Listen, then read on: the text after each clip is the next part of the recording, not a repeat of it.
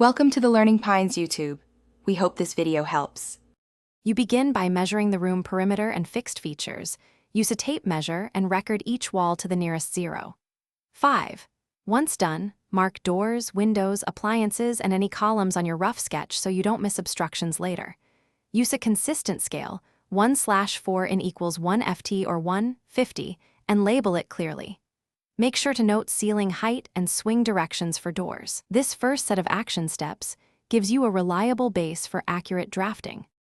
You now convert the rough outline into a precise draft.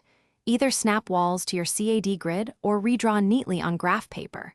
Once done, place interior partitions, plumbing fixtures, stairs, and major built-ins, and dimension each opening with exact distances and clearances so builders know the space. Make sure to show wall thicknesses and materials for clarity.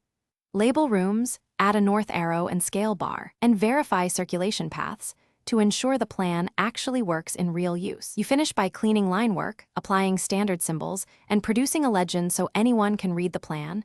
Export a PDF at 300 dpi for print. Once done, physically verify critical dimensions on site, door openings, stair runs, and clearances, then update the plan if anything differs. Make sure to include revision notes and a date for permit or contractor use. Troubleshooting tip: if dimensions don't match, trust the site remeasurement, correct the scale, and reissue the drawing immediately. Thanks for watching. Consider subscribing if we helped you.